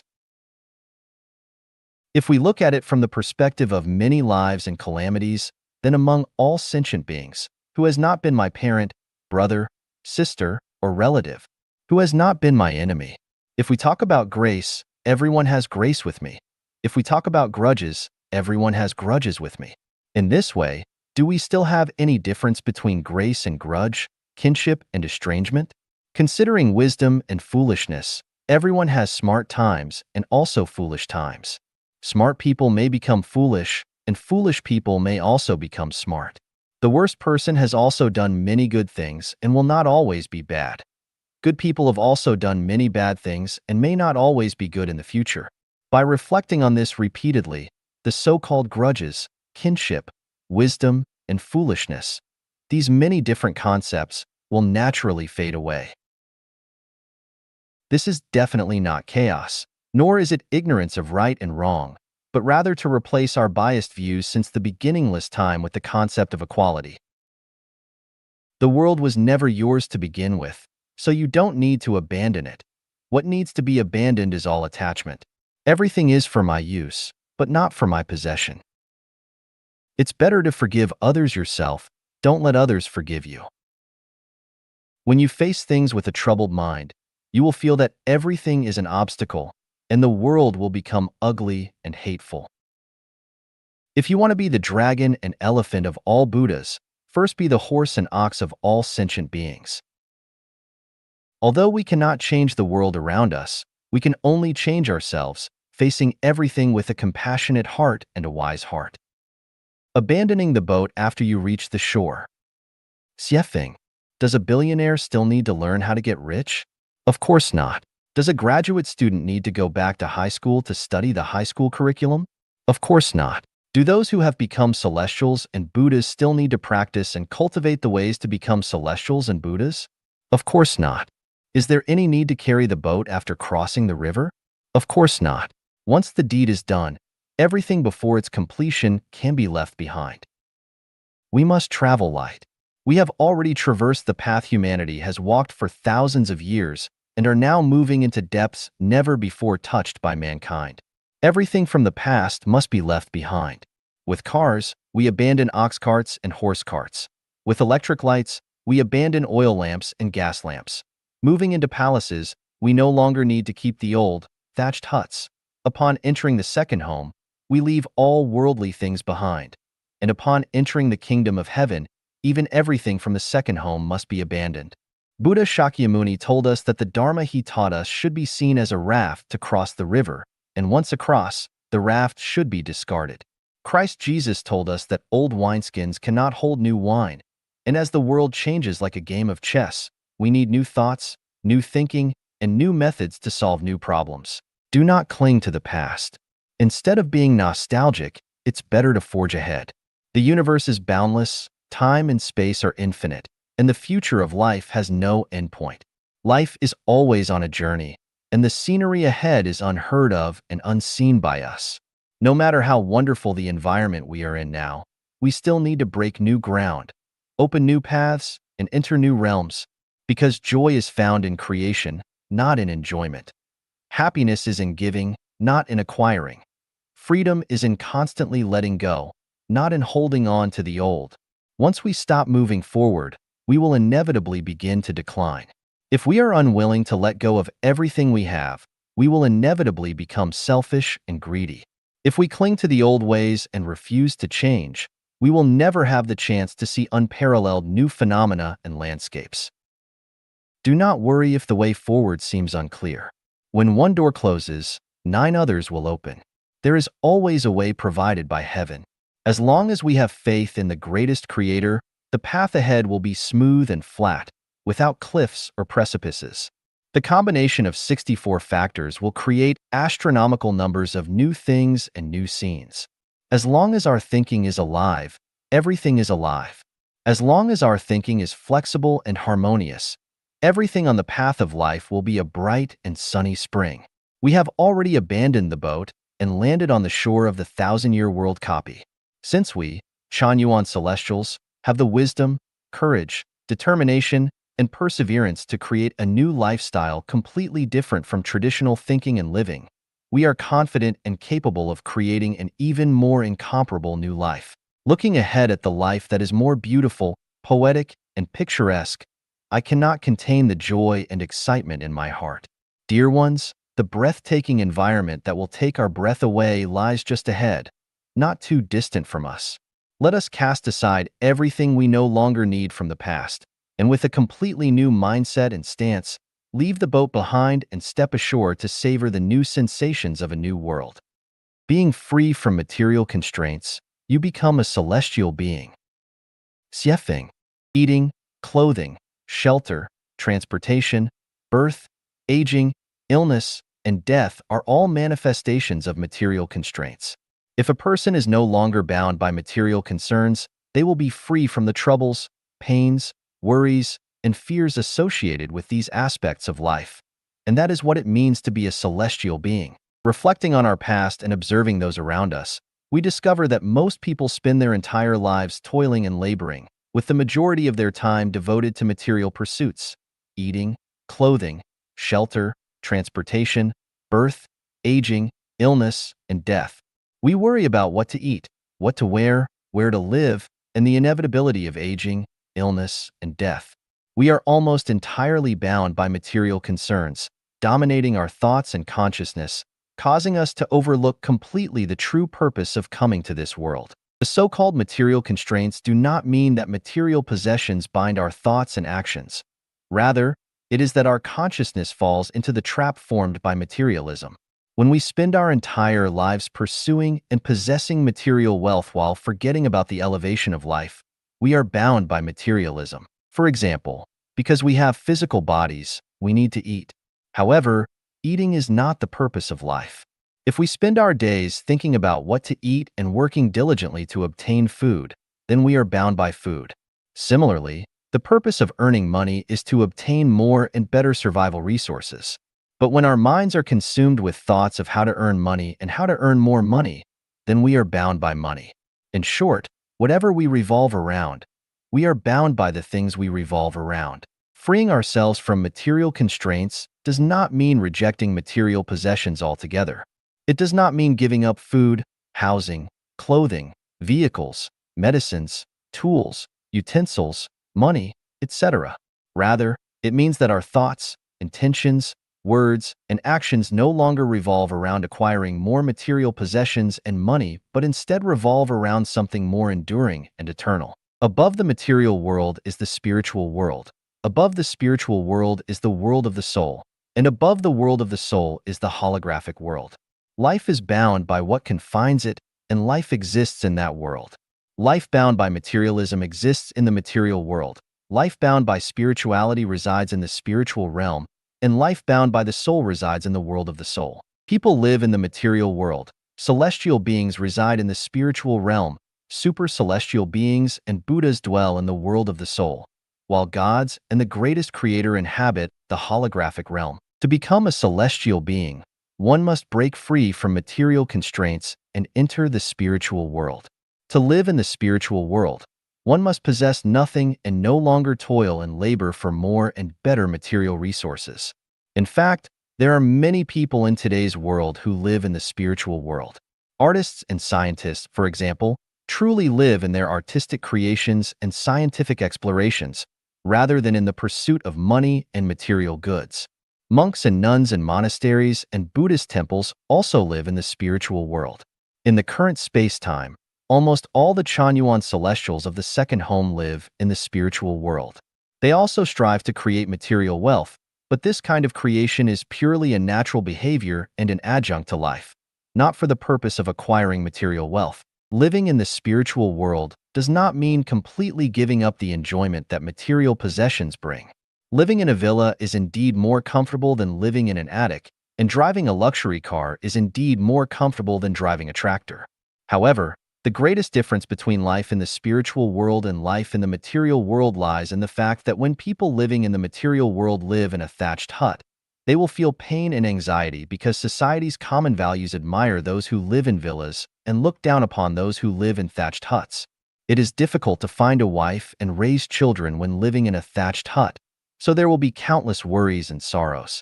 On the other hand, people living in the spiritual world will not have worries and sorrows even if they live in a thatched hut. Allow me to provide a real example. At the Canadian headquarter of Life Chanyuan, there are 5 crown of Chanyuan celestials.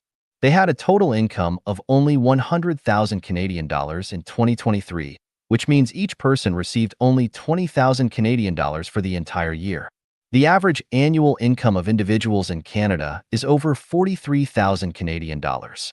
In other words, the income of the 5 crown Chanyuan celestials is less than half of the average income of Canadians.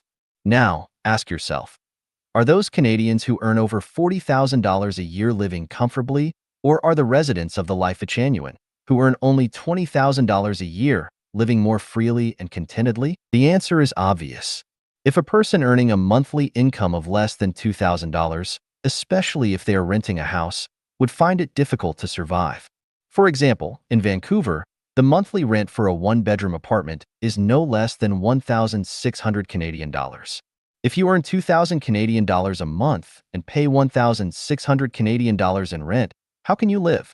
However, the 5 crown Chanyuan celestials each receive only 1,660 Canadian dollars per month, And not only can they survive, but they also live very comfortably and freely. This stark difference illustrates the vastly different situations between people living in the material world and those living in the spiritual world. In fact, people living in the spiritual world often enjoy more material comforts than those living in the material world, which is the secret behind the higher quality of life and taste of celestial beings compared to ordinary people. This is the principle that unselfishness leads to self, and selflessness leads to fulfillment. Breaking through form.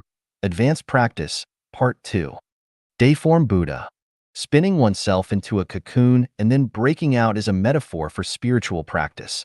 The cocoon is created for protection, and breaking out of it symbolizes transformation into a celestial being.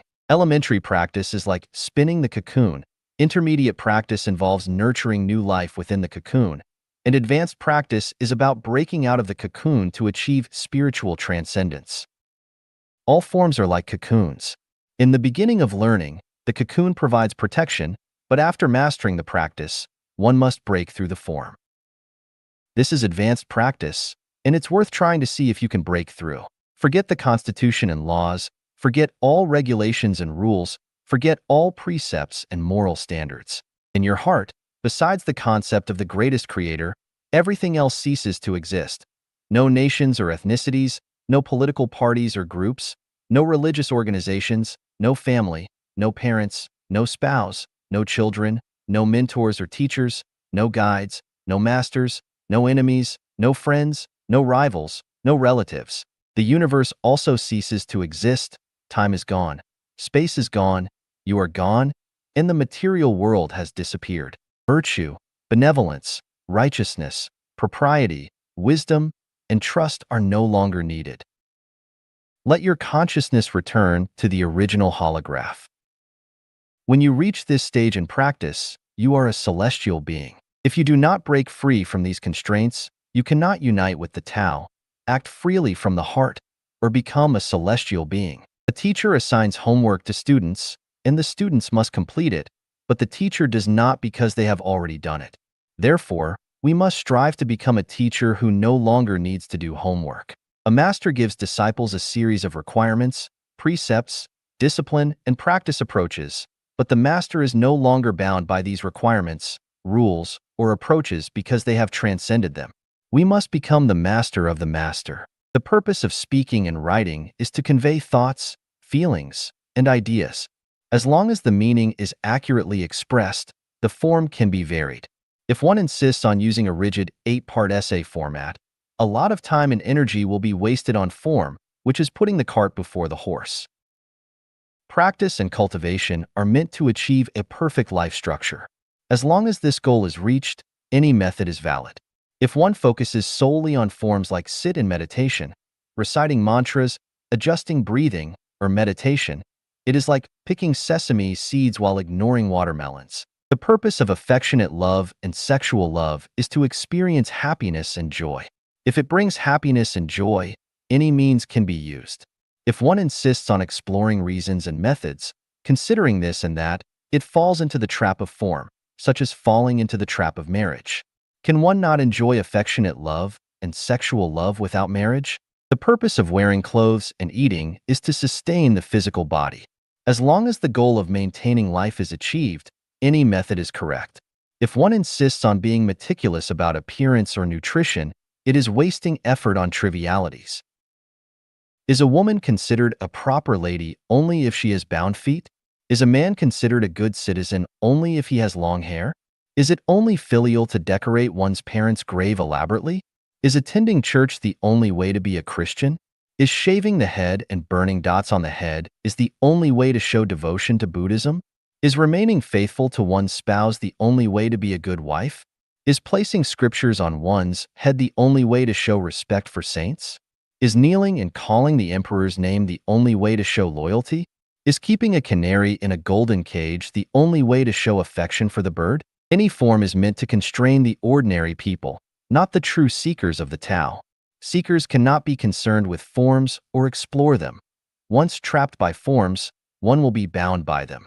Dharma sets no rules. No dharma is dharma. Form has no set shape. Non-form is form. Only by breaking free from the constraints of forms can one move freely and act in accordance with one's intrinsic nature. At an advanced stage of practice, one must discard all scriptures, reject the teachings of masters, step on guides, and treat worldly regulations and rules as worthless. Only then will a new world reveal itself, and one will enter formless thinking, enter holographic thinking, and be able to see the greatest creator clearly. One can then roam freely and become a super celestial being. Only by reaching such a state can one distinguish his truth, goodness, and beauty from falsehood, wickedness, and ugliness, make significant contributions to humanity, and understand the full meaning of life. Concealment, advanced cultivation. 4.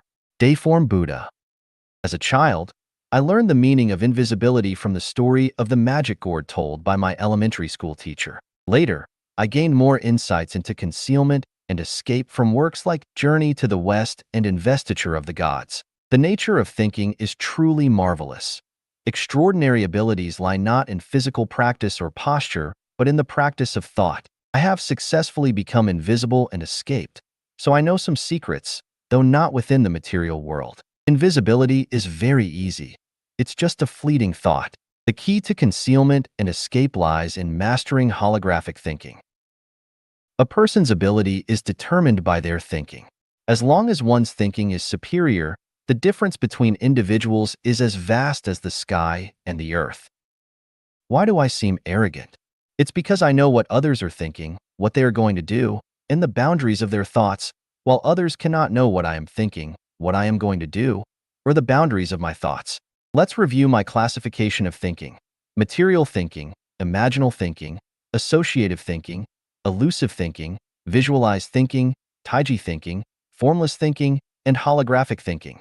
This is a ladder of thinking, each level higher and more profound than the last.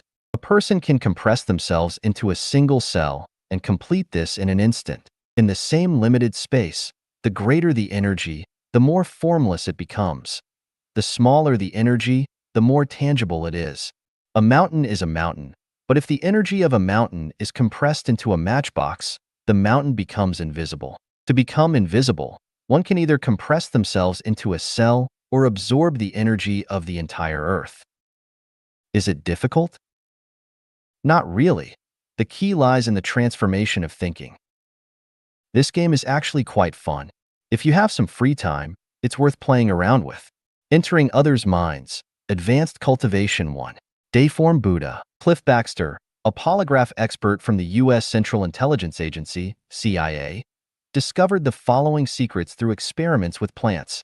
When water is poured onto the roots of plants, the plants exhibit emotional curves similar to those seen in humans when they are happy. When a threatening action is contemplated against a plant, the plant has already sensed it and shows signs of intense fear. When pretending to burn a plant's leaves, the plant shows no reaction. Plants also possess the ability to distinguish between true and false intentions. When live shrimp are thrown into boiling water in front of a plant immediately experiences extreme stress. This suggests that plants can communicate with each other and with other living beings. Plants have the capability to remember. Plants are capable of perceiving human psychological activities. This means plants have mental activities, they think, and perceive various human emotions. Soviet scientist Viktor Pushkin conducted an experiment where he noted that when he talked about pleasant things, the plant's leaves would stand up and its petals would dance. When describing the cold of winter, the plant's leaves would shiver. When the mood shifted to sadness, the plant's leaves would droop. Experts have also found that plants can detect subtle psychological activities in humans. An electronics expert from West Paterson, New Jersey, named Pierre-Paul Souvin discovered that plants react most strongly to cell death in their surrounding environment, showing continuous responses to human cell death. He also found that during his various experiments, he could send the simplest signals to plants and receive strong reactions. American scientist Marcel Vogel conducted numerous experiments on the telepathic communication between humans and plants. Vogel pointed out that, by human standards, plants are blind, deaf, and mute. However, humans can and do communicate emotionally with plants. Plants are living entities with consciousness and occupy space. Many biologists have revealed numerous mysteries about plant life. confirming that plants have consciousness, thinking, and a range of emotions like joy, anger, sorrow, and happiness, as well as supersensory abilities beyond human perception. Additionally, scientists' research subjects are not limited to plants. Many researchers have conducted similar experiments with eggs, vegetables, peas, and peanuts, achieving success in these experiments as well. By presenting these scientific findings, I want to illustrate that communication is possible between humans, plants, and animals. Extending this idea, humans can communicate with mountains, rivers, and insects. I have successfully communicated with insects myself. Furthermore, communication can occur with ancient people, people from the future, and if our consciousness can detect beings on other planets or in non-material worlds, we can communicate with them as well. We can communicate with gods, Buddhas, celestial beings, ghosts, and spirits. This is not alarmist or mystical, it is a fact. Did Jesus, Siddhartha Gautama, Muhammad, or Laozi die? No, they are still there, and we can communicate with them. Many people's grandparents, parents, and relatives who have passed away are still present, and you can continue to communicate with them. It is merely a matter of time and space. Consciousness and thinking can transcend time and space. There is no such thing as death in life. I see them living well. We only need to shift our perception to understand this. I can express many things that Jesus and Sakyamuni did not say because I can fully enter their consciousness. If we face a stranger, we don't understand them, but as long as we communicate, we will gradually understand them, become familiar with them. If our thinking ability surpasses theirs, then we can clearly know what they are thinking in their heart, what they want to do. In the special abilities, there is a function called the power of knowing the minds of others, which seems very mysterious, but in fact, it's very simple. Once you enter the thoughts of others, you will know all the activities in their hearts. Communicating with insects is the easiest, followed by plants. You can try this yourself, it's very easy, and they will respond to your commands. Try entering the mind of someone close to you and ask them to perform some actions according to your thoughts. They will do it. When your thoughts are connected, your thinking becomes their thinking, and your consciousness becomes their consciousness. They will inevitably comply. One point to remember is that you must be sincere. You must genuinely care for them, love them as yourself, and love all life as yourself. Evidence of self-directed death. Dayform Buddha. I have shared with several Chanyuan celestials that humans have the ability to control their own life and death.